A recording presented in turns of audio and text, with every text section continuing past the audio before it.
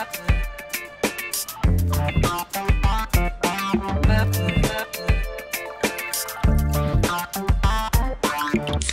guys dan selamat kembali ke Studio Sembang bersama saya Amy. In the studio this week kita ada dua legenda dalam industri muzik. Kita ada Abang Badi Amok dan Abang Sam Kromo. Selamat datang ke Studio Sembang. Ya, Studio Sembang, terima kasih. Terima kasih meluangkan masa bersama kami. Alhamdulillah, insyaAllah. Amy sebenarnya tak sabar nak tanya soalan ni daripada dua pemuzik yang sangat hebat dalam industri tanah air. So jom kita mulakan dengan soalan sama yang kita mulakan setiap minggu. Abang nampak nervous dah. Which is soalan dia berbunyi berikut. How was your childhood? Dulu time membesar macam mana? Okey, mungkin siapa nak mulakan dulu? Orang tua kena dulu. Aku sama umur. Aku lagi tua. Aku lagi tua menjirat betul. Okey, kalau nak fikirkan daripada kalau kanak-kanak dulu lah, sebenarnya minat untuk menyanyi itu memang daripada dulu lah. Kalau ikutkan apa yang saya ingat lah pada tahun 1974. Masa tu saya dah jam 4 lah. So saya memang masa dulu kalau macam mak saya kasih duit sekolah tu memang saya simpan duit sekolah tu lah. Sebab duit sekolah tu saya kumpul untuk saya beli buku lagu. Sebab dulu punya style buku lagu tu dia harga tak mahal, dalam RM1.20, RM1.50. So dalam tu macam ada lirik lah. So kita boleh tengok lirik tu, kita nyanyi. Sebab daripada situ pun saya dah minat lah nak menyanyi tu. Sebab saya pun tak tahulah kenapa. Kalau kat sekolah kalau cikgu tanya dah besar nak jadi apa, nak jadi polis lah, nak jadi askar lah, nak jadi itulah. Tapi kadang-kadang saya macam bolehkah aku jadi askar ni kan? Tapi sebenarnya ada something yang dalam diri saya yang saya simpan, yang terjadi sekarang ni lah. Cuma kadang-kadang kalau kita ikutkan daripada dulu, minat dia terpulang pada individu tu sendiri.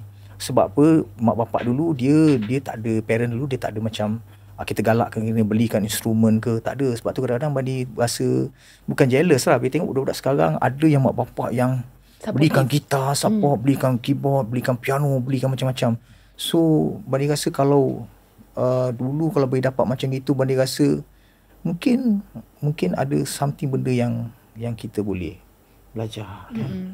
Ya. Macam Sam? Macam Abang Sam pula? Saya masih kecil-kecil yang tak minat muzik. Tapi saya bernasib baiklah pasal abang saya dia memang dalam industri muzik ni sendiri. Ya, so betul. Dia producer yang hebat lah dekat Malaysia ni. So tak langsung saya diintroduce kepada muzik oleh dia orang lah. Dia orang dia ada gitar, ada apa semua, main kat rumah semua. Jadi saya explore kat situ lah. Bukan dia orang saja, dan keluarga-keluarga saya pun ramai juga yang masuk dalam bidang muzik lah. Cuma semua tak teruskan career ke muzik lah macam saya lah. Semua part time je lah, suka-suka main-main, suka-suka. Tak ada yang serius lah, kecuali dua orang tu je lah yang serius, abang-abang saya ni. Tapi dan the rest, kecil-kecil pun kita tak adalah cita-cita jadi musician pun. Cita-cita macam budak-budak biasalah, cita jadi doktor, jadi lawyer, jadi apa, pilot, macam tu je lah. Tak adalah cita-cita nak jadi apa musician ke, jadi rocker ke, tak ada. Semua kemudian lah, datang kemudian. Sebab Amy rasa macam landscape dunia dah berubah banyak sekarang dengan zaman social media. Budak makin kecil dah tahu dah apa itu metal, apa itu genre-genre muzik yang berlainan. Untuk abang-abang dulu, apa permulaannya untuk abang dapat tahu pasal contoh genre metal tu? Dari mana ilmu tu datang? Dia siapa nak jawab? Saya belajar saya belajar daripada dia. Saya pernah tengok tak. Dia tengok dia main roasting. Tak, dia memang janganlah kau janganlah. Nak tua sangat aku rasa dia aku. Tak tahu main pakai kaki je. Rasa berat. Dia tak tahu, Amy tak tahu. Dia tak tahu yang saya pakai, saya main keyboard pakai kaki, dia tak tahu. Abang tak, dia sebab tu tadi aku berbual dengan Amy. Aku cakap dengan dia kalau dia nak tahu pasal aku ni 3 hari 3 malam tak habis. Kalau abang free kita okey je. Kita rolling je. Saya memang tak, sebenarnya genre sekarang macam dia thrash metal, saya heavy metal. So benda tu sebenarnya memang ada dalam diri saya lah. Kalau macam saya sendirilah, memang ada dalam diri saya. Cuma kalau dengan band lama saya buat macam hard rock. So benda tu saya rasa macam benda yang dia tak sampai. Sebab tu macam saya cakap tadi, saya ni adalah orang yang suka pendam rasa saya, apa dia yang saya nak tu tak dapat, tapi saya akan cuba dapatkan benda tu. So kenapa saya keluar pada band lama tu dan saya buat Amok ni, sebab ni lah. Sebab Sam pun tahulah saya rasa thrash metal heavy metal adalah satu kepuasan betul. Kau tanya dia betul tak Betul. Saya rasa macam lah sebelum ni saya pun tak berkecimpung dalam heavy metal ni juga. Saya baru jugalah masa dah join Kromok ni, barulah start belajar daripada kawan-kawan, daripada abang-abang yang ada tu lah, sini-sini yang ada ajar saya macam mana nak listen to heavy metal lah. Dan dia dari situ je lah. Tapi macam cakap tadi lah, memang satu kepuasan yang you rasa macam you boleh luahkan apa saja. Dia tak ada limitless lah, tak ada limit. Dia tak ada limit. Jalan dia unlimited. Sebab heavy metal dengan thrash metal ni satu benda yang kita boleh keluar all out daripada jiwa kita. Sebab saya cakap terang yang produce album Amok adalah abang dia. Wow. Abang dia. Dunia kita sangat kecil kan. Dunia kecil dan pusing. Memang abang dia. Abang dia. Saudara Bung, dia adalah seorang individu yang saya rasa dia memang intelligent lah. Satu orang yang genius, yang saya rasa saya bersyukur saya dapat bekerja sama dengan dia dan dikelilingi dengan orang-orang yang terror-terror ni dalam industri ni. So saya rasa album Amok tu dia jadi macam satu benda eksperimen dengan teamwork yang bagus, dengan company yang bagus, dia terjadi Amok. Sebab apa yang saya nak semua ada dapat kat situ. Saya nak sound gitar macam ni dia boleh kasih, saya nak sound bass macam ni dia boleh kasih, sound banyak benda lah. Susah nak cakap lah. Thrash metal dengan heavy metal ni, kalau tu saya cakap, orang yang tak tahu, orang tak rasa heavy metal ni, dia tak akan dapat feel dia tu.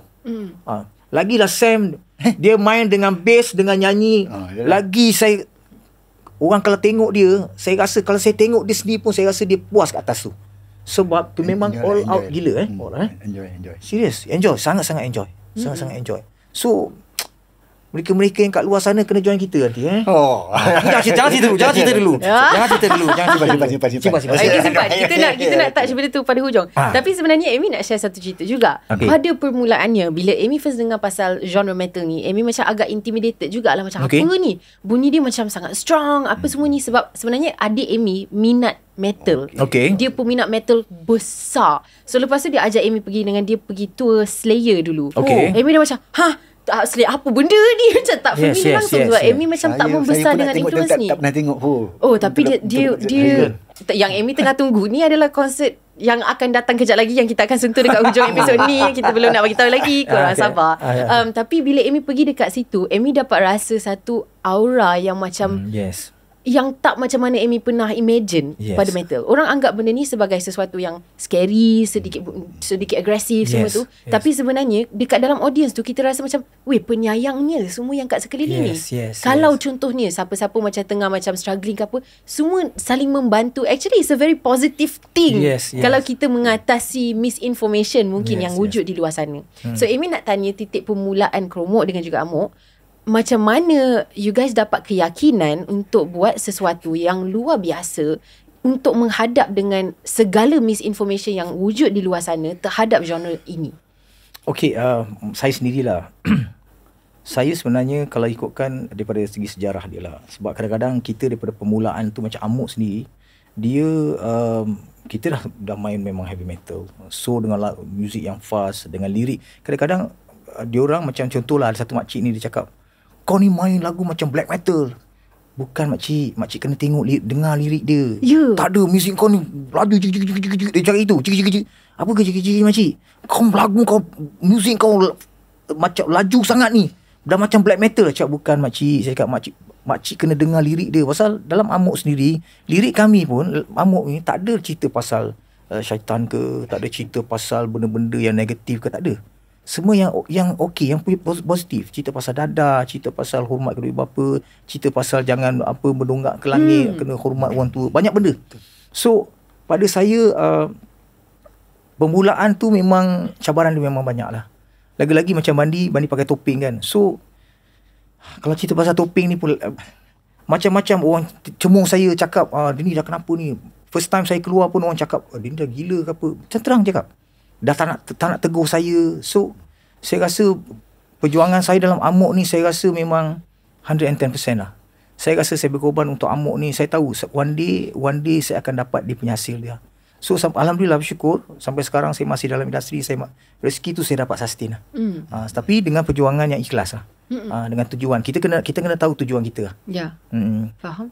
Untuk Abang Sam pula, macam mana Kromok boleh start off dekat Australia dululah masa dengan student kita orang actually tak ada, bukannya ni mesti masa lapang lah, masa weekend tak ada buat apa. So macam orang ni adalah main kriket ke atau naik motor ke, pergi ride mana-mana atau naik basikal apa ke.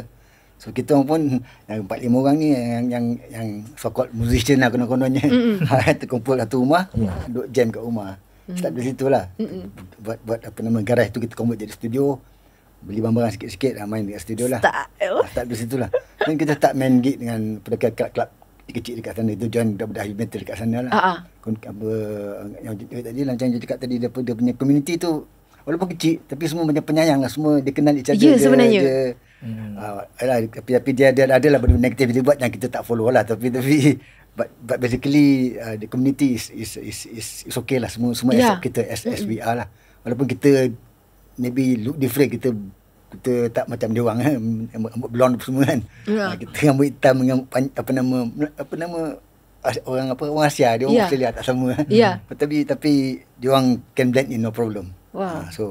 So lucky for us jugalah, nasib baiklah. Tu ada pula yang yang satu manager yang tolong kita dapatkan show, dapatkan airplay semua dekat sana lah. Dan kita pun dapat siapkan satu demo tape kat sana. Which demo tape tu bukannya laku sangat lah kat sana, setakat 100, 200, 300 dalam masa setahun jual.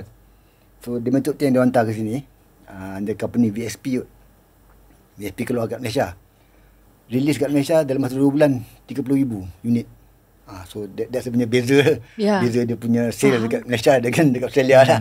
So jadi itu yang baru daripada lepas tu baru kita rancang nak balik ke Malaysia lah. Kita sambung balik muzik ni kat Malaysia. Tapi kita tak sambung as a full time musician. Kita sambung as a part time. Kita buat as and when kita ada masa lah. So jadi nanti after a while kita stop lah. Macam tu lah lebih kurangnya. Faham. Tapi I rasa macam walaupun you guys ada banyak connections dari segi genre yang agak berdekatan, cabaran adalah cabaran yang sebenarnya masing-masing untuk Abang Sam dan Abang Bandi kan. Macam contohnya Abang Sam punya cabaran, apa yang Amy nampak lah kan, adalah firstly Abang Sam start dekat luar negara untuk balik ke Malaysia, untuk set up balik, untuk bagi tahu orang apa adalah Kromok sebenarnya. Is satu cabaran juga kan. Dan untuk mix dengan orang yang luar daripada bangsa sendiri, luar daripada culture sendiri, itu adalah cabaran juga untuk startkan satu career dekat situ. Abang Bandi pula, Abang Bandi dah ada banyak experience, dah tahu dah segala ni pasal muzik. Tapi sekarang Abang memilih untuk melangkah ke dalam satu genre yang baru dengan styling, dengan branding yang luar daripada apa yang orang lain buat. So itu juga cabaran untuk convincekan orang di luar tu, ataupun untuk mengajar lah, untuk bagi awareness apa itu yang abang cuba nak buat kan. So macam mana dia punya proses tu untuk abang pada permulaannya? Siapa-siapa nak jawab dulu pun okey. Kalau abang saya nak jawab dulu okey. Saya punya proses kita nak adapt to music industry kat Malaysia lah. Basically macam satu daripada marketing strategi, ada under VSP or EMI. So dia orang yang banyak kali yang dia orang try to promote through radio ke ataupun TV. Macam saya punya muzik ni, Kromok ni banyaknya digam, ditahan kerana sebutan lirik tak jelas. So jadi dia orang tak boleh nak release dalam. Dia terbaca ada banyak juga pasal tu. Jadi what happened, EMI dengan VSP dia try to make another they take out dia punya, kita bagi call it minus one lah. So they take out the vocal punya part dan just music saja. Then they have an airplay on just that music.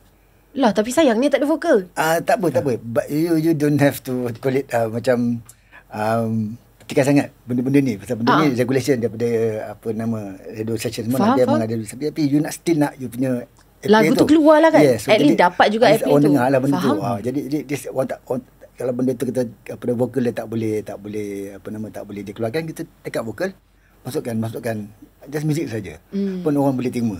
Dan kita ada pun 2 lagu yang kata lagu instrumental lah. Dan lagu ni pun salah satu yang penyebab yang nama Kromok tu jadi besar lah. So pasal lagu ni kuat dapat banyak airplay dengan banyak saya tengok dalam TV, dalam movie, dalam apa namanya iklan-iklan pun ada orang pakai sikit-sikit lah. So jadi kat situ pun sebahagian daripada promotion lah untuk band ni. Faham? So kadang-kadang kita kena jadi fleksibel kan dengan betul. Tak boleh ya aku nak macam ni saja. Betul. Jadi kena adjust lah. Kena adjust dengan rezeki yang sampai tu kita ambil dan kita cuba nak berjayakan dia kan. Untuk Abang Mandi pula macam mana? Saya ni sebenarnya amuk tu dia terjadi dengan satu first kali dengan kekecewaan saya lah, daripada band lama saya. So saya rasa macam saya dah lost pasal biasalah dalam band pertama saya tu dia ada krisis, banyak benda krisis yang saya tak perlu cerita dekat sini lah. Sangat-sangat sensitif lah. So saya rasa masa tu kita orang last album tu dengan EMI. Album yang keempat tu, sebab yang ketiga tu 3 album yang pertama, kedua, ketiga tu company lain, and then yang keempat tu dengan EMI. So dengan EMI tu saya rasa macam sangat-sangat kecewa. Saya rasa sedih sangat dengan album ni. So dia tak tahulah, mungkin benda tu mungkin Allah Ta'alanya dia kerja dia lah. Dia memang kat situ dia terror lah. Sebab dia bertemukan saya dengan hati saya bercakap dengan Arwah Azmi masa tu kat EMI. So saya cakap saya memang nak keluar daripada EMI. Sebab saya cakap saya tak boleh duduk kat EMI ni. Sebab dia tanya saya, awak nak buat apa Saya cakap saya nak buat satu benda yang saya nak mengamuk ni, saya nak buat benda lain ni, saya nak buat benda yang heavy metal, saya nak buat muzik yang berat ni. Saya dengan band lama ni, saya rasa macam saya tak boleh go dengan diorang. Tak boleh express. Saya banyak benda yang saya rasa macam kita nak pergi jauh tapi orang pegang kaki kita.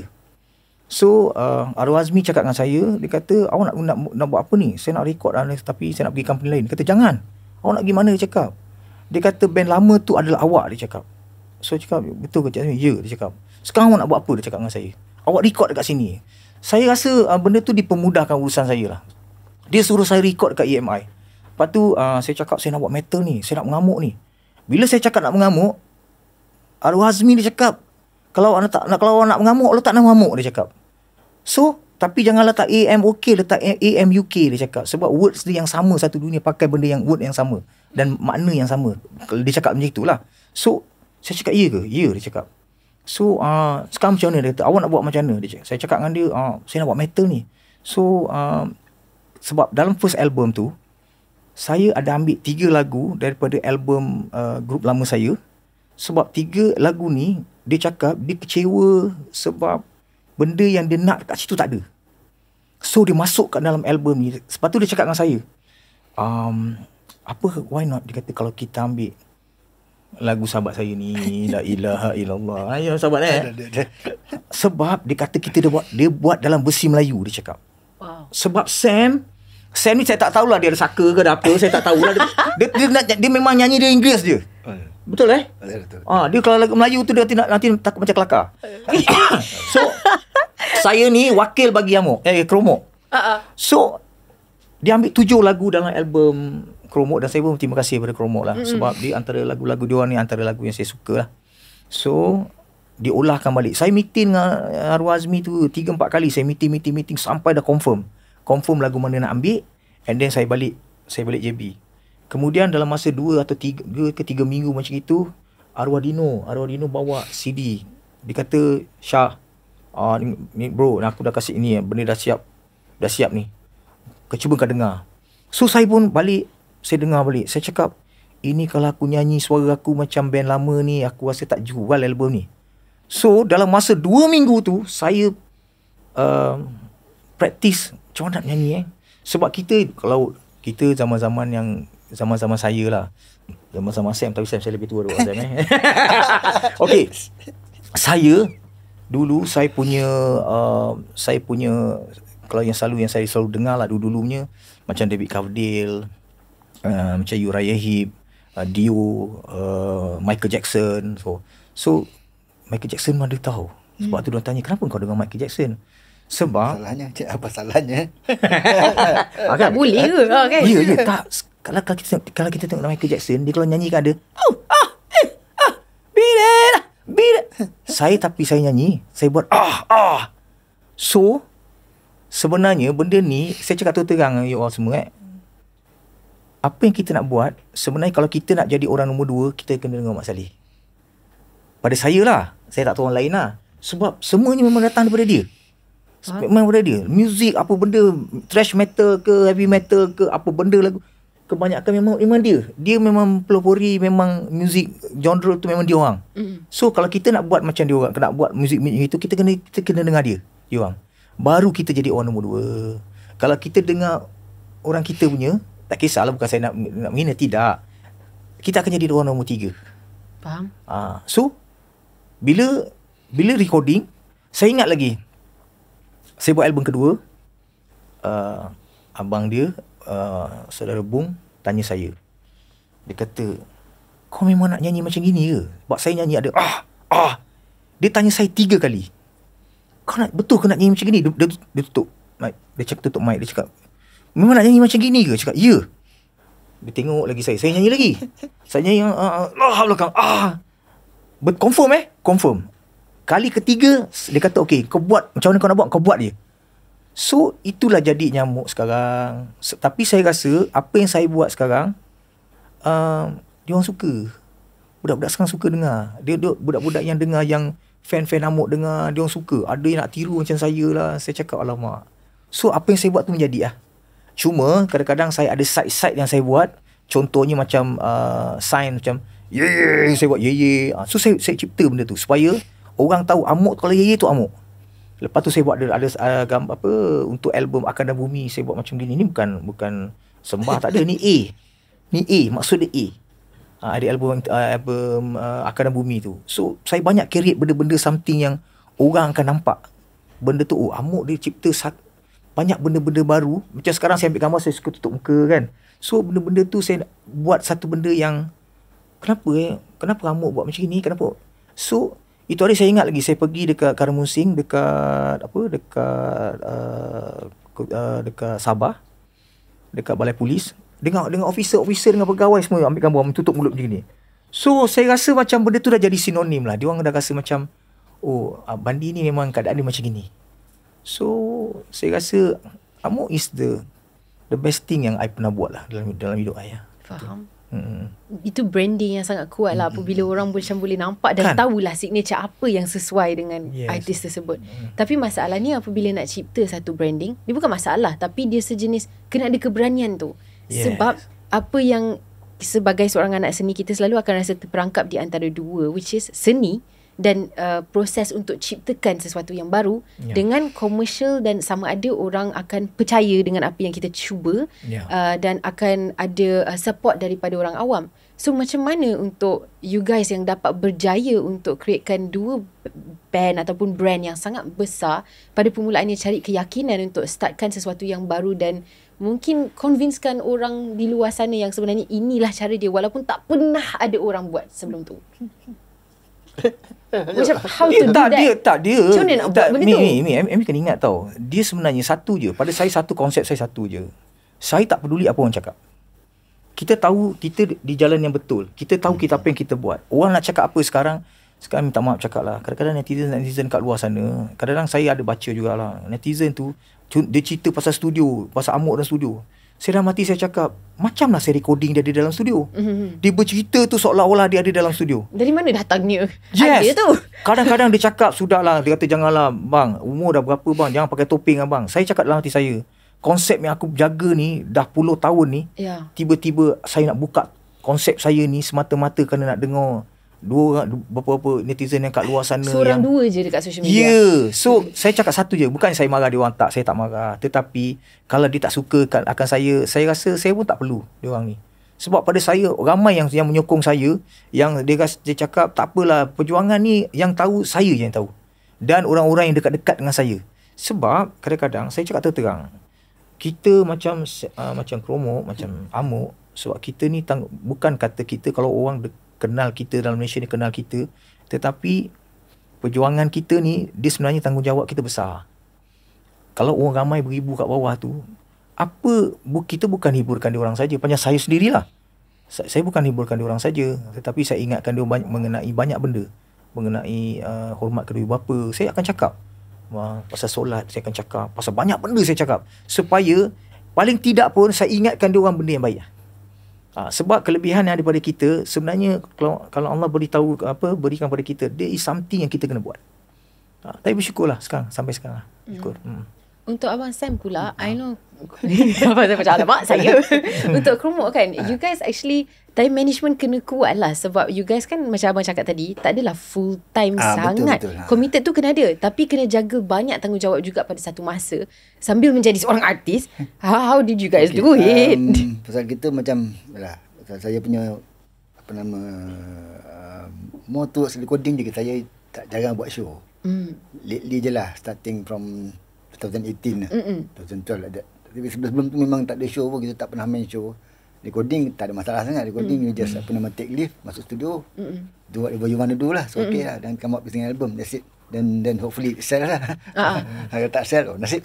Okay, faham. So basically kita tak ada promotion sangat. Dan promotion yang zaman-zaman kami pun, bukan saya sajalah, the whole heavy metal punya industry lah. Masa zaman tu dia bukan tengok dekat magazine ke atau media sangat. Dia orang lebih kepada cakap dekat kawan-kawan, kau dah dengar album ni tak? Kau dah dengar album ni? Dah dengar Slayer, dah dengar Anthrax, dah dengar ni Metallica. Dia tak ada nak baca daripada magazine. Betul-betul benda tu takkan keluar kat situ. Jadi dia orang lebih kepada kawan-kawan. Jadi yang punya bernasib baik tu, macam band bernasib baik tu, satu Malaysia kenal dia. Just terus kawan-kawan je. Tak adalah word of mouth kan?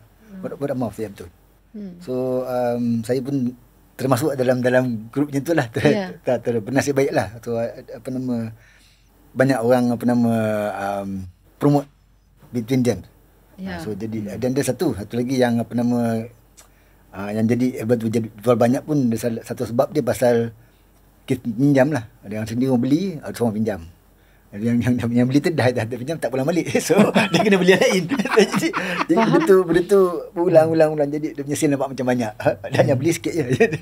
Faham. Tapi time tu sebenarnya saya cakap, saya lebih suka zaman kaset dengan CD lah. Yalah. Saya memang paling suka zaman tu, memang saya paling suka sekali. Sebab kita punya fan, dia appreciate kita orang. So bila dalam album atau CD, dekat inlay dia tu, dekat dalam tu dia akan tulis thank you kepada siapa, terima kasih ni kita hari dia siapa kan, dalam studio mana kita recording, terima kasih kepada ini, banyak benda. So ada lirik dia, apa benda dia orang beli, dia akan simpan. Bila dia orang simpan benda tu, dan saya rasa macam ada sekali tu saya pergi kat Pahang, saya tak ingat kat Pahang kat mana. So dia datang jumpa saya, dia tunjukkan 7 album saya yang original. Dia cakap, bang, saya nak abang sign boleh? Saya tengok, saya macam nak nangis lah. Dia beli yang original CD semata-mata tunggu saya buat show, suruh sign. Kalau MP rasa macam mana? Sedih tak? Sedih kan? Sebab macam terharu juga kan? Macam dia 7 album dia tunjuk, bang, saya dah tunggu abang lama tau. Dia cakap, saya nak suruh abang sign dekat album yang saya beli ni. Saya tengok semua yang original dia beli. Bermaksud dia orang appreciate kita. Macam sekarang, bukan saya tak suka digital ni, tapi saya rasa macam tak nampak lah. Dulu contoh, macam dia orang datang rumah saya ada platinum tau. Platinum yang jual 25,000, 50,000. So kan, dia sangat cool. Macam wow kan, dia orang datang rumah cool. Tapi sekarang dah tak ada sangat kan. Platinum semua ni macam susah nak dapat. Bermaksud dulu kita ada proof. Kita ni album ni jual 100,000, yang ini jual 100,000. Pasal album Amok kebanyakan jual 100,000 ke atas. Kebanyakan semua 100,000 ke atas. So saya rasa macam kalau orang datang jumpa saya kan, saya cakap, ini apa benda ni? Inilah platinum. Kalau kau nak tahu, kalau jual album dulu, kalau jual banyak, inilah dia. Dia cakap. Sebab sekarang walaupun kadang-kadang kita tengok sampai tengok view je dapat view je lah 1 million 1 million 2 million kan. Ya ilah Allah kan. Kita tapi sebenarnya tak adalah, kita bukan nak sedih siapa kan. Tapi bukan tak ada, kita tak kisah, kita tak okey. Cuma kadang-kadang saya rasa orang dulu lagi appreciate lah. Dia lagi macam menghargai apa yang kita yang apa yang ada pada kita. Sebab kadang-kadang sekarang ni betul dia appreciate, tapi dia bantuan daripada mana? Saya pun tak faham sangat benda ni. Kau faham Sam? Mana? Yang sekarang punya ni.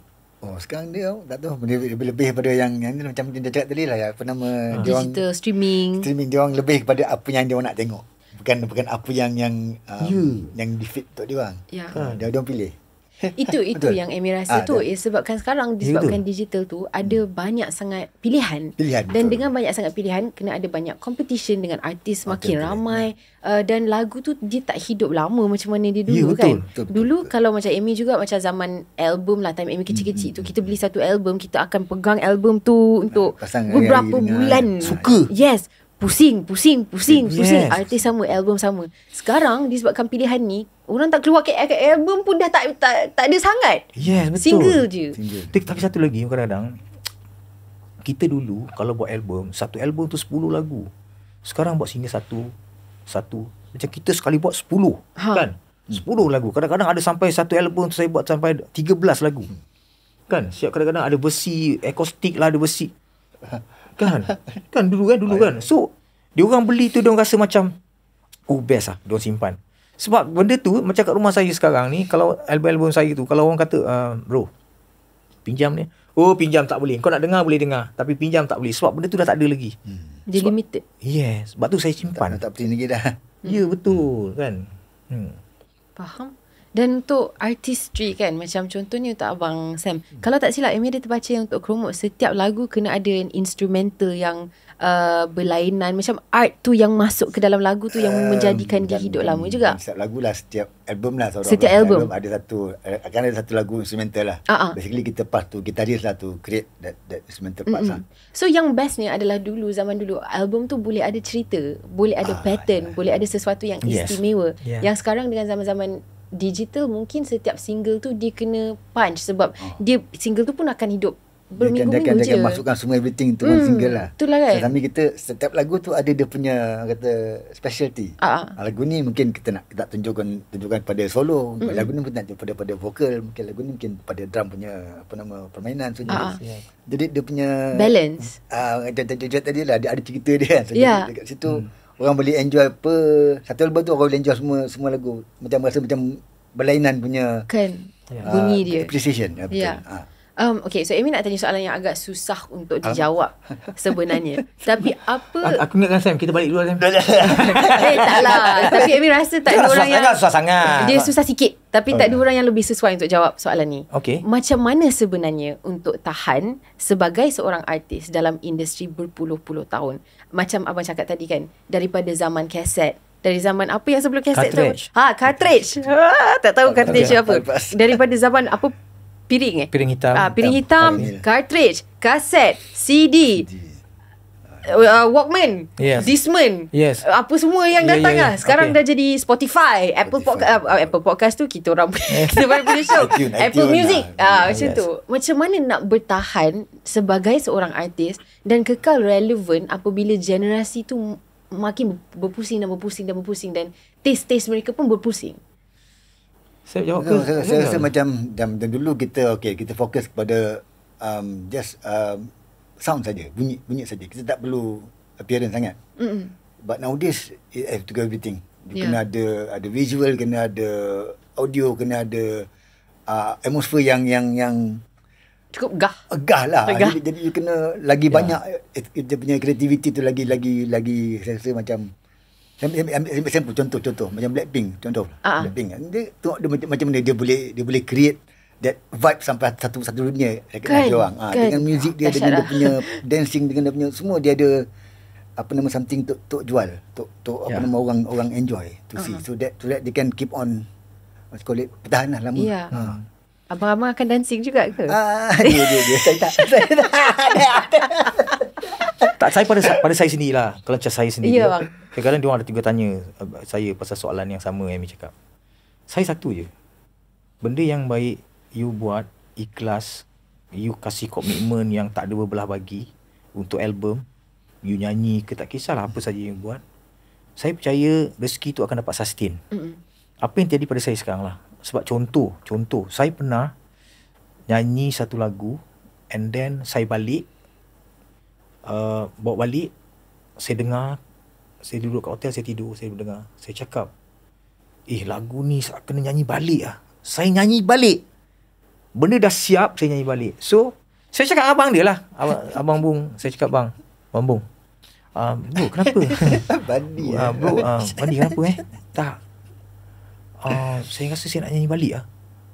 awak biar betul ni. Saya nak nyanyi balik. Kenapa part ni saya rasa macam saya takut saya menyesal lah. Sebab bila kita record, bila kita tahu benda tu salah, tapi producer tak nampak tau. Dia tak nampak. Kita tahu tau. Benda ni aku dah. Tapi dia kata okey boleh, bagus-bagus.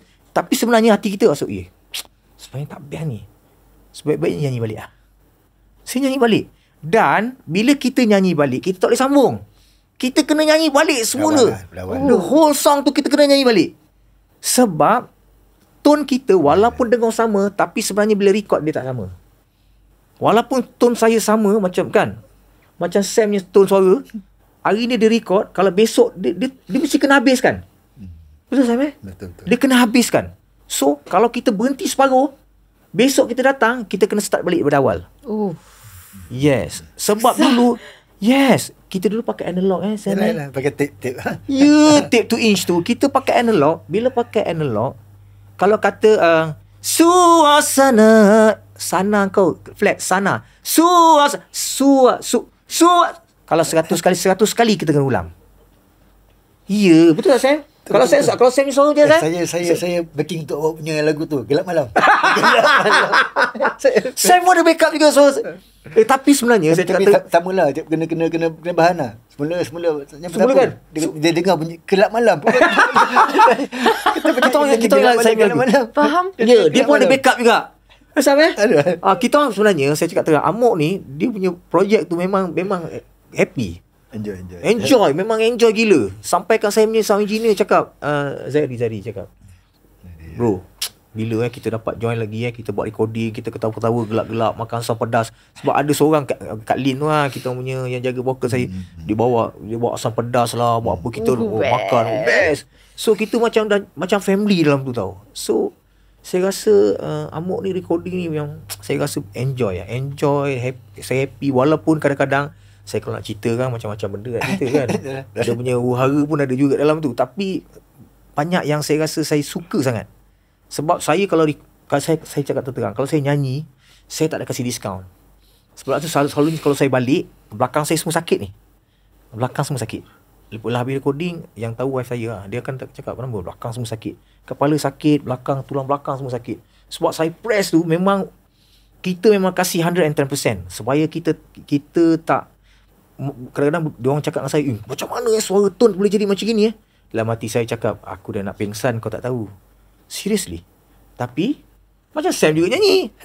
Ingat senang ke nak buat. Saya dengar dia nyanyi dalam studio, dia kalau praktis seorang-seorang, dia akan, kalau you dengar dalam studio, macam ada dua suara. Saya cakap si Sam ni ada bersaka. Dia cakap ada sampai dua suara dengar ni. Satu ada satu kecil, satu suara besar. Dia macam ada dua tone. Saya tak tahu dia pakai gadget apa dalam perut dia. Dalam perut dia ada gadget ni dalam perut dia. Ya, mungkin kot. Macam mana abang buat Because itu adalah training vokal kan? Yes. Saya tak ada training mana-mana vokal. Saya main belasah je. Asal keluar je. Itu talent lah abang cerita dia. Memang berbakat lah. Kan. I tak tahu lah. Macam you guys do it. Cuma kadang-kadang benda-benda gini kadang berterima kasih lah. Kadang Allah Ta'ala tu kasih kita kurniakan benda yang mungkin orang tak ada. Bakat lah sebenarnya kan. So, okay, satu lagi soalan yang saya nak tanya, especially kepada Abang Bandi, adalah untuk kekalkan relevan tu. Macam Abang San cakap juga, kita kena makin keluar dan makin buat activation, buat orang nampak kita semua, especially zaman sekarang, zaman digital. So, Abang ada masuk GV? Dia bercerita benda lama lagi. Amy nak tanya lah sikit pasal tu. Sebab Amy macam nak tanya kenapa Abang pilih untuk masuk GV in the first place? Sebenarnya gini lah. Sebenarnya saya tak nak masuk. Tapi sebenarnya tak tahulah benda ni boleh cerita ke tak boleh cerita, tak tahulah. Sebenarnya pihak dia orang boleh katakan tiap-tiap tahun call saya. Tiap-tiap tahun call, dia suruh saya masuk GV. Sampailah masa kita PKP tahun berapa?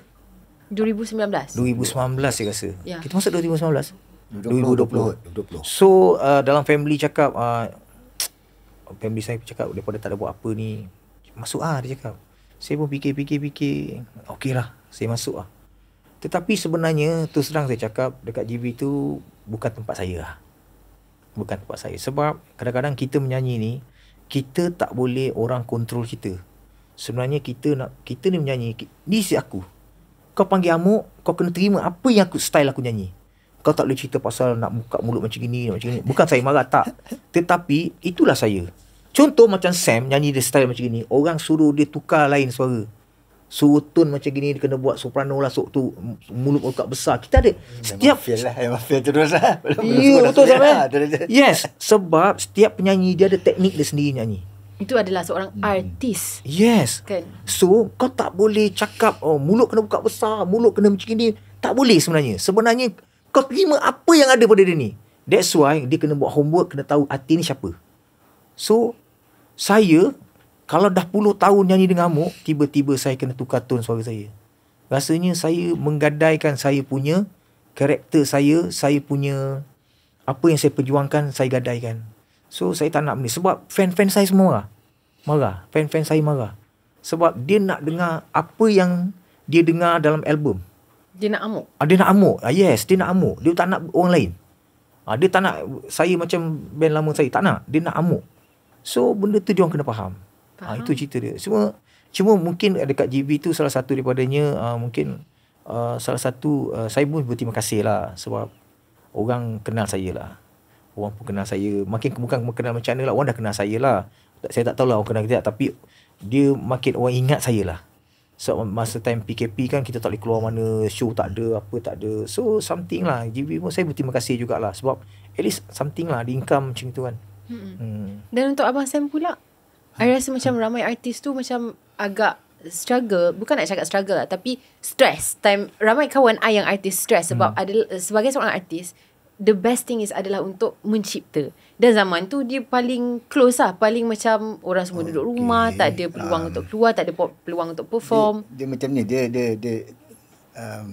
ada pro and con lah kata. Macam dia kata, you nak buat something yang you create, creativity whatever. But then you need to have like kepulangan lah. Income lah kan, sort of.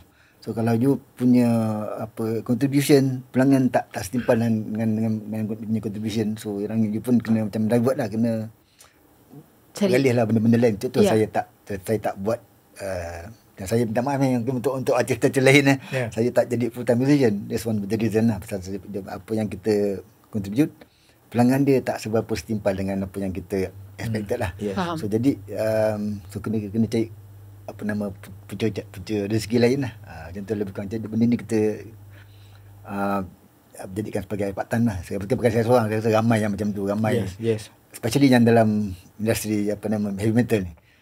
Masa yang kenal semua memang ada kerja lain selain daripada main muzik. Macam tu lah, pasal dia orang tak boleh full time, kecuali yang basking ataupun yang memang ada kerja dengan muzik industri. Okey, tak salah. Tapi yang basically yang banyakkannya semua memang ada kerja jual berniaga ke ataupun kerja office ke mana. Tapi memang ada kerja lain selain daripada main muzik lah. So basically itu saya faham lah untuk yang artis-artis ni lah, artis yang ada. Tapi Amy sebenarnya ada soalan kan abang. Sebab dulu kan Kromok pernah ada peluang dekat Australia. Dan bukan nak cakap Australia tu adalah better daripada Malaysia ke apa. Cuma kita punya negara kecil. So kalau kita punya negara kecil, kita punya industri seni tu lagi kecil. Kalau dalam industri seni tu, industri metal ataupun thrash metal ataupun any division of metal tu lagi kecil. Tapi at least mungkin dekat satu tempat macam Australia, contoh, sebab kan negara diorang lagi besar bandingkan dengan kita orang, market diorang untuk this genre tu mungkin lagi besar juga. Itu teori lah, teori macam tu. Cuma kalau actual masa saya kat sana dulu, yang saya cerita tadi lah, saya jual demo tape tu dalam masa setahun dapat 200 unit je. Dekat Malaysia saya jual, VSP jual 2 bulan 30,000.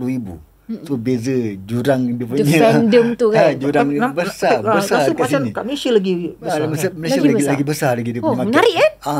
Australia tu walaupun negara dia besar 20 kali daripada besar Malaysia, penduduk dia lebih kurang 30 juta, sama macam Malaysia aja sebenarnya.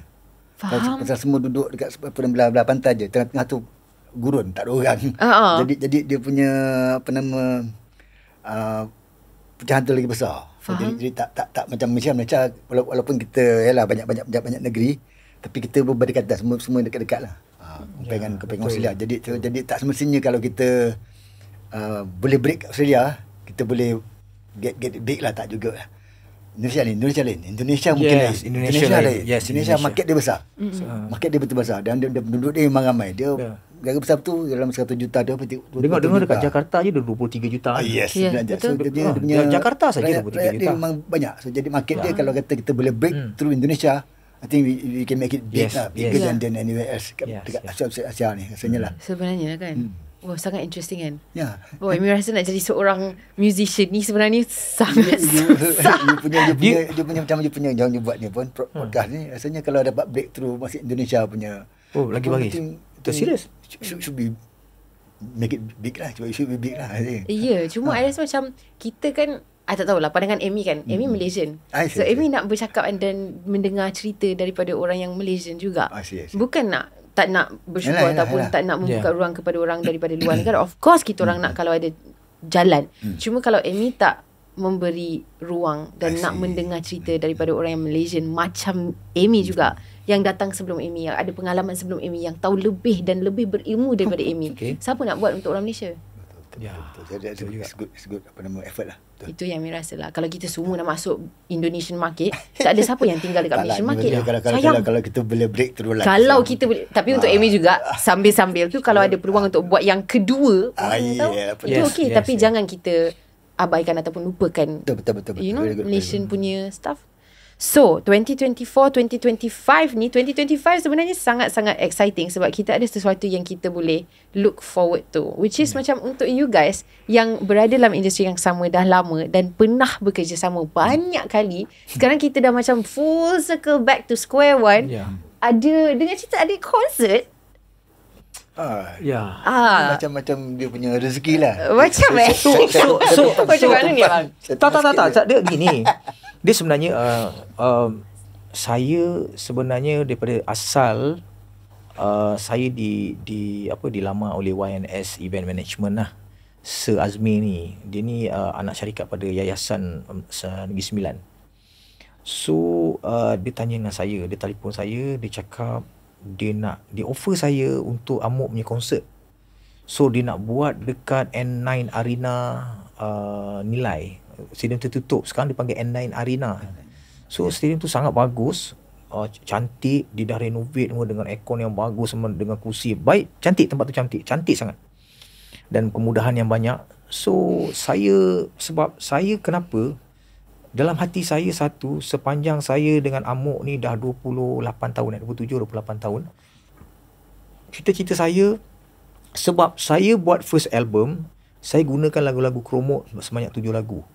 Lagu daripada band lama saya 3 lagu, jadi 10 lagu. Jadi banyak pertikaian dalam first album tu. First album tu banyak pertikaian. Dia orang cerita saya ni, saya tak mengaku, saya diam, dia tak mengaku. Jadi saya dalam hati saya, hinggalah dia orang tahu yang lagu tu memang lagu Kromo lah. Dia orang pun memang tahu lagu Kromo memang champion. Dia orang memang benda yang dah season, dia orang dah dengar je, dia orang tahu ni Kromo. So jadi ada yang dia orang ada suggest kat saya lah. Dia cakap, fan-fan Amok pun cakap, apa kata buatlah Amok dengan Kromo gini kan. Ini cerita belas tahun yang dulu ni. Dia orang cerita dengan saya. So apabila Sir Azmi ni offer saya dengan automatically saya berfikir. Saya tanya Sir Azmi, boleh tak saya kasih satu suggestion? Dia kata apa saya rasa saya nak buat satu brand Kromo versus Amok. Satu brand di mana dia akan jadi kontroversi dekat situ. Sebab banyak benda yang saya akan collaborate dengan banyak benda saya kita nak buat saya lama. So yes, jadi Sir Azmi dia setuju, dia suka. So adakah konsert yang akan datang ni dia bukan one and only? No, dia permulaan. Yes, tapi saya sebenarnya saya suka buat benda macam saya buat hari untuk yang konsert ni. Saya tak contoh dia, saya call dulu lah. Kalau setuju saya kata okey, jadi confirm. Dia kata boleh, saya suka. So bila dia kata suka, saya cakap dengan Sir Azmi, saya cakap dia okey, confirm. So inilah jadinya. Cuma kalau Kromo versus Amok ni, saya sebenarnya tak ada volume 2 pun. Sebab saya nak tengok daripada fan yang datang. Sebab benda ni julung-julung kalinya terjadi sebab apabila permintaan yang banyak, bila saya buat benda ni, saya nak tengok dia appreciate tak apa yang kita buat. Faham. Yes. Jadi saya pun bersyukur lah. Saya dapat satu stage dengan Sam, dengan Carl, dengan budak-budak Kromok yang lain, dengan budak-budak Amok. Kita semua sebenarnya kita dalam industri ni pun kita dah kenal. Sama-sama budak-budak saya pun dengan budak-budak Kromok pun dah kenal. Kita semua kawan-kawan. So dunia kecil je. Dunia kecil je. Kita lagi mana, Sam? Betul ada. Kan? Itu ceritanya. So saya rasa malam tu memang satu malam yang boleh jadi sejarah lah. Dia orang akan tengok benda yang one off lah. Yang memang tak akan ada lagi kot dekat lagi. Saya rasa tak ada orang one off. Macam susah lah kalau nak ulang balik. Susah lah. Saya nak ulang balik tak ada susah. Kan? Saya harapkan ada orang yang ada kat luar sana datang lah. Sebab kemungkinan benda ni first and last lah. Akan tak ada lagi. Sebab benda ni kalau jadi kedua pun nasib lah. Tapi sebenarnya pada saya lah, benda ni kita akan buat something yang diorang akan rasa macam gini rupanya diorang nyanyi. Dan diorang akan dapat nampak Kromoknya sound yang, sebab diorang ada benda yang diorang nak keluarkan ni. Saya tak tahu apa benda ni. Saya pun seram juga nak dengar, nak side dengan diorang dia ni. Dan kami, kita orang pun ada benda yang diorang akan nampak exactly macam dalam album. Sebab saya ada kalau ikutkan Amok tu dia ada saya, Bandi, Metal Jawa, Dentaring, Budu Siam. Tapi saya tambah satu lagi Metal Bugis. Saya 5 orang. 2 gitaris. Saya panggil 2 gitaris. Lepas tu saya ada keyboardist, saya ada backup vocal. Dia akan exactly macam dalam album. Lengkap lah. Lengkap. Dia akan dengar dengan backup vocal, dengan apa saya. Pasal lagu Amok, dia banyak yang style yang sahut-sahut. Macam ada backup vocal. So, dia akan dengar exactly macam dalam album. Hopefully, dia orang enjoy. Dia orang mesti enjoy. Dan kita ada, saya akan berduet dengan Sam. Collaborate dengan Sam. Dan juga ada satu lagu special, Sam. Lagu special apa tu? Itu tak boleh cakap. Rahsia. Okey lah. Kalau macam tu datang dia tengok. 26 April 2025 konsert Kasih Gegar Kromok versus Amok. Dekat N9 Arena Nilai. Best. So macam mana persiapan dia? Sebab dia tak lama lagi sebenarnya. Dia kira macam sekarang dah 2 bulan lagi. Ya, dah lebih kurang lah. Ui. So bulan puasa ni kita memang kata memang break lah, memang tak buat of course lah, bulan puasa kan. So yang kita dah macam set sebelum puasa tu kita dah set few song dah set out apa nak buat semua. So jadi lepas start raya nanti, lepas raya nanti baru kita betul-betul full atau kata full intense punya ni lah, training semua lah. Baru sini memang bulan puasa ni kita stop dulu lah. Kira ni all out lah untuk Kasih Gegar ni. Cuma macam Amok sendiri, kita orang dah minggu kedua kita dah start practice lah. Faham. Minggu kedua kita dah start practice sebab kita susah nak jumpa. So pasal saya kat JB, dia orang kat KL. So nasib baik saya ada basis saya tu, saya beritahu dia okey, dia akan uruskan dari segi mengumpulkan sahabat-sahabat saya ni, dan kita orang dah pilih lagu-lagu yang untuk kita nak perform. Sebab kita macam saya kasih chance pada semua peminat-peminat Amok kat luar sana. Dia orang boleh pilih lagu. Maksud dia contoh. Collaborate tapi, bukan saja di antara you guys tapi dengan audience juga. Audience dia boleh minta lagu. Maksud dia bukan kita kat situ. Bermaksud dia akan kena tengok kat saya punya FB ke, tengok saya punya media sosial saya untuk request. Untuk request lagu yang mana, lagu yang banyak kita akan main. Sebab kadang-kadang ada banyak lagu-lagu Amok, dia ada banyak, ada 100 lebih lagu. So saya pun pening. Kadang-kadang saya pun tak tahu lagu ni aku nyanyi ke, pasal dah banyak sangat. Boleh lupa. Sekarang saya lupa lagu ni betul aku nyanyi ni. Sebab banyak lagu-lagu dia, kadang dia minta lagu ni, ada yang hari minta Cakrawala lah, minta Ranap, dia tak pernah nyanyi lagu ni. So saya cakap kalau permintaan yang banyak, kita orang akan main. So dia orang kena tahu lah. So jangan lepaskan peluang lah. Kalau tidak rugi lah. Sekali ni je lah kot. Sekali je. Faham? Sekali. Amy nak tanya, Amy tak pernah berada di atas pentas sebagai seorang artis nak perform, apa lagi dalam medium yang sangat bebas macam metal. Macam mana feeling dia untuk perform dekat atas pentas dengan audience yang penuh, yang tengah macam dengar dan appreciatekan music, especially music metal ni, sebab dia dapat meluahkan segala apa rasa semua dekat atas pentas tu. Mesti dia sesuatu yang susah untuk menggambarkan dalam perkataan kan. Susah lah, memang susah betul. Saya kalau comparekan dulu memang pasal dulu tak ada handphone, tak ada apa. So jadi memang orang pergi sana enjoy, dia orang memang nak enjoy sajalah. Maknanya dia banging ke dia beat ke apa, tak salah. Tapi dia memang enjoy lah. Tapi yang sekarang ni dia orang lebih kepada recording. Pasal dia benda tak dapat bukan selalu dapat tengok. So sekali-sekali dapat tengok, nak rekod. Jadi dia punya suasana yang kat stage, bawah stage tu tak se-havoc macam dulu lah. Faham. Tapi still kita atas stage, saya tak ada bezaan lah, sama je. Ada orang kata ada orang, kita main macam tu je. Ya, betul. Cuma kadang-kadang kita, macam saya kat atas stage tu, kalau saya naik atas stage tu, pada saya setiap artis, tak kira pada saya lah, kalau nak naik atas stage tu mesti berdebar juga. Mesti ada perasaan sampai sekarang. Sampai sekarang je. Yes. Lepas berpuluh-puluh tahun ada lagi. Ya, mesti first tak masa habis sebelum nak naik tu kita Betul. rasa macam kadang-kadang saya paling tak suka kalau orang kita nak naik atas stage tu, orang nak ambil gambar lah, apa benda lah, sebab kita tak boleh ganggu sebenarnya, sebab kita nak concentrate kat atas ni. So tapi bila kita dah naik atas stage, kita dah pegang mic tu, jangan cakap apa gambar semua, dah habis lah semua dah. Yang kita punya nervous semua hilang. Ya. Dia dah start nak enjoy. Sebab sebenarnya kita kat atas tu, kita kena control crowd. Dan kita kena, crowd tu kena, macam mana kita nak friendly, dekat dengan dia orang. Sebab kadang-kadang kalau kita yang buat kalah ni, bila kita naik atas stage tu, kita tak boleh face audience, kita tak boleh menghadap dia orang. Sebab bila benda tu terjadi, dia akan jadi fail. Kita atas tu kita akan jadi serba tak kena. Pada saya sendiri, saya dekat atas stage tu, saya suka anggap dia orang tu macam kawan-kawan saya. So dia akan lebih enjoy. Dia akan jadi macam, macam gini dia jadi close sangat. Sebab saya memang saya cakap terang lah, saya memang sayang kepada fan-fan saya lah. Saya sayang fan-fan saya. Tak sabar untuk konsert ni. Kalau Abang Sam macam mana? Saya memang mana-mana show pun nervous. Akan nervous lah. Cuma dia tak boleh, tapi atas stage tu tak boleh nak express lah benda tu. After few song dia hilang lah. Ya, faham. Sebab kita menggigil, tangan berpeluh semua ada lah, macam biasalah. Kita main muzik yang berat. So bila muzik yang berat tu, dia tak sama macam pop ke rock ke. Kita heavy metal dengan thrash metal ni, dia akan jadi, benda tu akan, sound tu akan jadi, sebenarnya kita environment tu jadi kita jadi feel best tau. Jadi rasa macam dia punya semangat tu jadi lain. Seriously. Kena datang, Amy kena datang. Amy nak datang. Amy nak excited sebab Amy rasa suasana yang akan ada dekat situ best lah. Best. Sangat.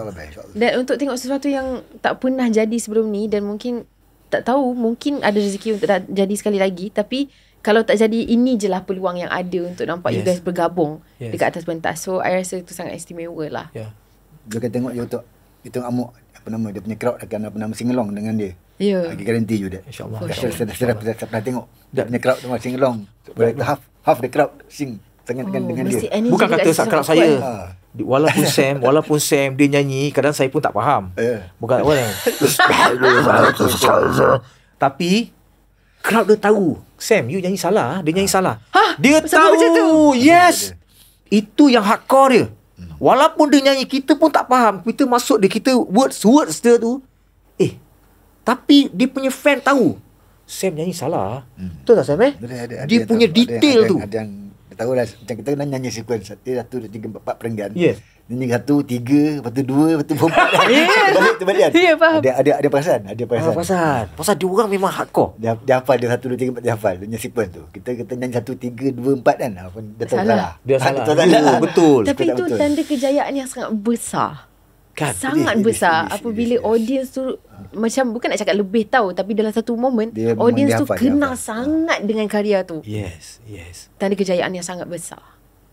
Sebab kadang-kadang kita bersyukur lah, kita ada fan-fan yang macam hardcore macam saya pun ada fan-fan Amok fan kan. Kita pun dalam berapa, sekarang dah puluh-puluh ribu jugalah. So dia orang kata dia nak datang, nak support apa. Kadang saya pergi Sabah pun, pergi Tawau pun sama, dia cakap nak datang tengok. Sebab saya cakap korang kena datang tengok, sebab benda ni tak ada duanya. Ya, betul. Tak ada duanya. Kau datanglah tengok. Benda ni dia sekali dalam seumur hidup lah. Sebab saya cakap terang benda ni sebab saya tak nak nanti cakap Bandi dah kata tak ada lagi, tapi ada lagi. Besok ada lagi.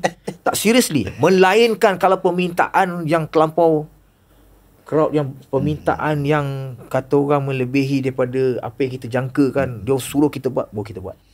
Kalau tidak, memang this is first and last. Ikut demand lah. Ikut demand. Betul. Okay guys, sebelum kita habiskan episod kita untuk minggu ni, kita ada rapid fire section. Apa benda tu agaknya? Ini adalah soalan laju yang jawapan pertama yang keluar, kena keluar. Yes no. Boleh. Yes, no Dia bukan yes no, dia macam okey, nak try. Jom kita try. Soalan pertama. Apa lagu favourite untuk mendengar hari-hari yang off? Yang luar daripada genre metal. Macam mungkin hari lapang, hari off day dengan keluarga ke, macam mana? lagu favourite nak dengar. Tapi tak boleh dalam genre metal. Ada ke tak ada? Banyak.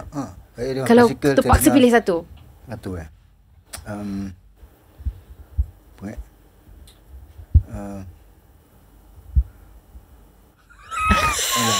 Bakal macam gini kan. Lusa pun dapat jawapan. Ada banyak. Saya sebenarnya macam saya tak kerti nak menjawab. Saya tak kerti nak menjawab.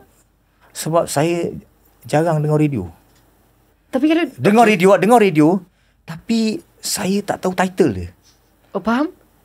Kadang dengar jugalah. Dalam perjalanan kalau travel kan. Tapi title saya tak tahu. Macam mana macam nak jawab bang? Contoh lah yang saya dengar. Tak, aku tak minat. Macam Zainal Abidin yang contoh lah. Okey. Kan? Okey. Tapi macam mana nak cakap nak jawab Kau janganlah kasi aku pening. Okey, tak apa. Kita switch soalan. Okay. Dosa kau. Switch soalan. Kalau abang-abang masing-masing boleh collaborate dengan artis mana-mana ataupun band mana-mana dalam dunia, abang pilih siapa? Saya. Ya. Siapa nak jawab dulu, Abang Bandi? Slayer. Saya ada Slayer. Sebenarnya saya cakap tu. Maiden, Metallica, Megadeth, semualah. Saya boleh nampak personality abang-abang masing-masing kan. Abang Sam ada terlalu banyak jawapan. So jam sebab tak sure nak pilih satu. Abang Bandi stuck sikit. Saya daripada dulu saya memang minat David Coverdale lah. Cool. David Coverdale lah saya minat. Sebab saya suka tone suara dia. Tapi dia makin tua saya tengok tone dia tak sama macam dulu lah. Tapi saya memang respect dia. Saya suka dia sebab there is something yang dia punya vibrate dia yang saya suka. Bukan semua penyanyi boleh nyanyi macam dia. Faham? Kan sebab kalau saya dapat kadang-kadang yalah saya tahu dia antara penyanyi-penyanyi yang dia sebenarnya banyak macam Dio pun bagus. Dia antara penyanyi yang di apa dah menjang dah. Yang diiktirafkan sebagai penyanyi yang terbaik, rock terbaik. Terbaik sebab suara dia memang marvelous lah. Saya memang suka suara dia. Dia kalau nyanyi lagu slow dengan suara yang tone yang solid tu memang merdu sangat. Tapi bila dia nak metal, tone suara dia adalah tone yang Richie Blackmore ni cakap dia adalah apa? Gitaris Rainbow apa Deep Purple, dia sendiri cakap Ronnie James Dio tu adalah satu penyanyi yang susah nak dia cari ganti lah. Faham? Antara yang terbaik lah. Cool. Okay. Soalan seterusnya ni untuk Abang Bandi. Berapa banyak topeng yang Abang Bandi ada dalam beberapa banyak warna? Warna bermacam-macam warna. Boleh buat. Tapi kalau kat topeng kat rumah tu ada lebih kurang dalam sekarang ni lah. Dalam nak dekat-dekat 400 lah. Ya.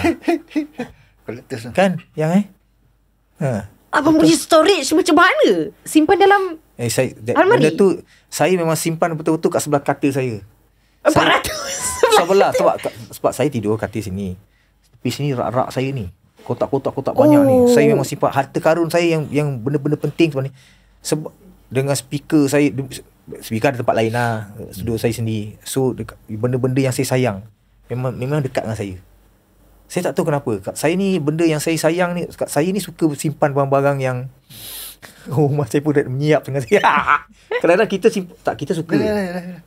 Saya suka simpan barang. Saya suka simpan sentimental barang. lah. Sentimental. Contoh macam jam ke saya simpan. Kadang-kadang sampai 20, saya ada 25 biji jam. Yes. Saya simpan. Saya tak tahu kenapa. Saya tak tahu kenapa. Sebab masing-masing ada cerita masing-masing. Nanti saya beli jam ni, saya tengok cantik jam ni, saya beli. Saya simpan dalam box tu, saya simpan. Nanti beli macam jam ni lah, saya beli satu, saya beli.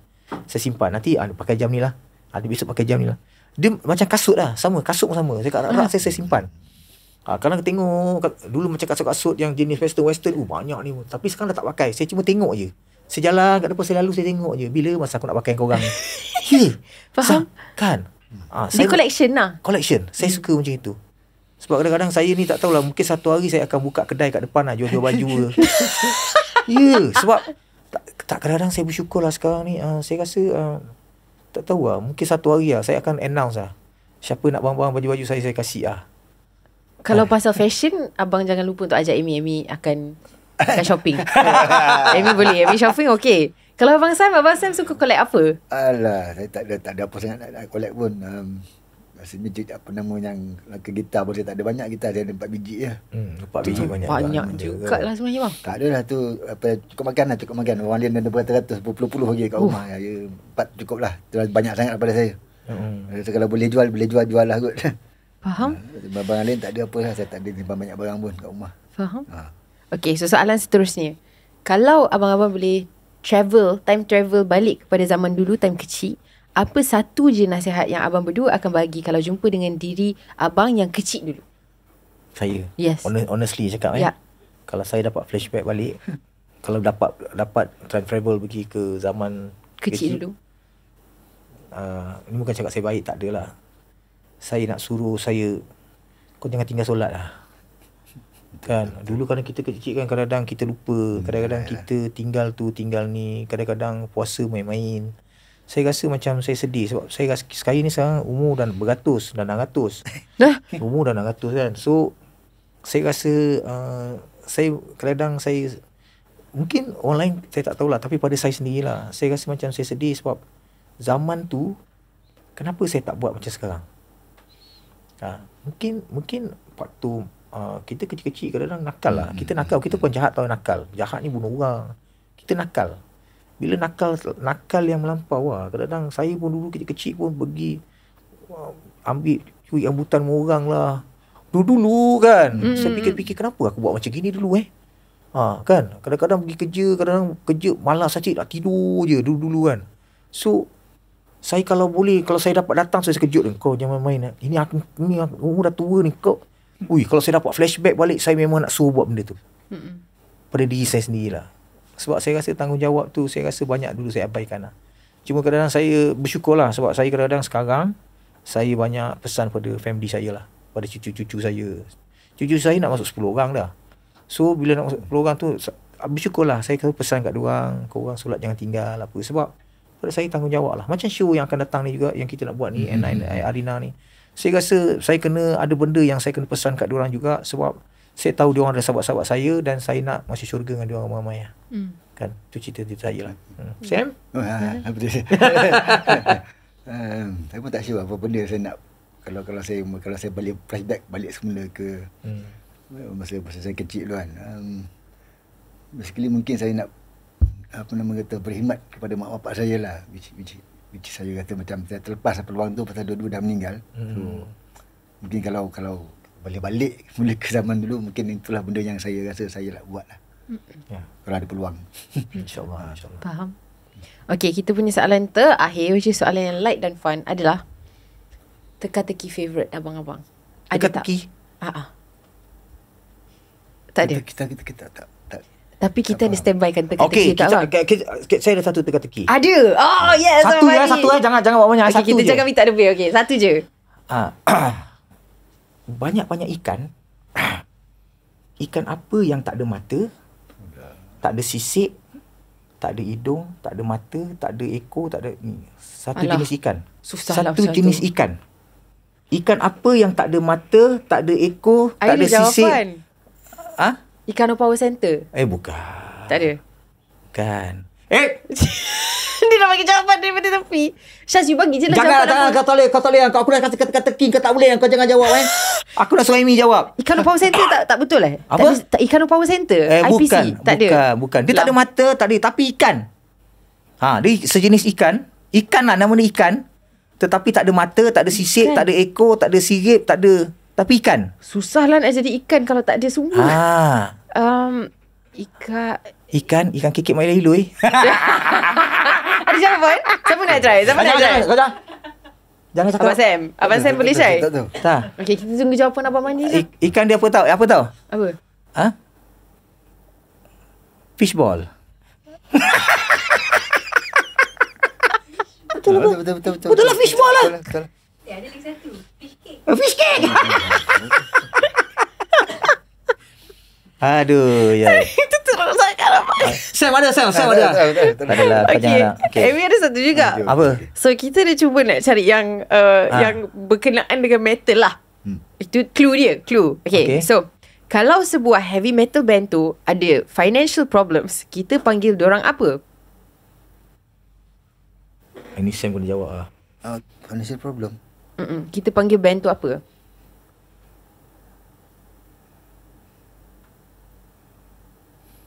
Tak tahu lah. Broke band. Oh, dah dekat. Konsep dah betul tapi jawapan salah. Broke band lah. Tak. Nak jawapannya bang? Megadeth. Megadeth. Ya tak ya juga Aduh. Okey lah kan? Lulus lah kan? Okey. Sam? Tak ada. Tak apa.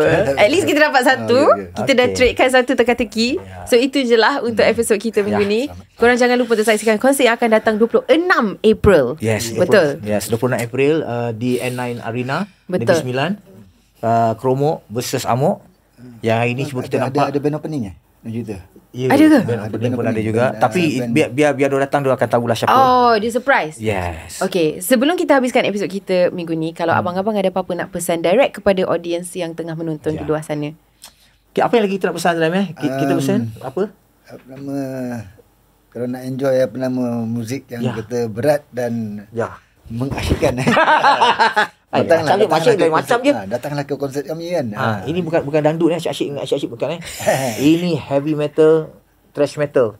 So kepada mereka kat luar sana, sahabat kawan-kawan, teman-teman, geng-geng, rockers, tak kira lah siapa-siapa, thrasher ke apa, heavy metal ke, datang beramai-ramai di N9 Arena, N9 Arena Nilai pada 26 April 2025. Ya. Sampai jumpa sahabat-sahabatku. Okay. Alright, thank you so much Abang Mahdi, Abang Sam. Dan untuk korang kat rumah, hopefully korang enjoy episod ni. Macam Amy cakap, semua details pasal konsert akan ada dekat description. Thank you guys so much for watching. Kita akan jumpa next week, same time, same place. Bye.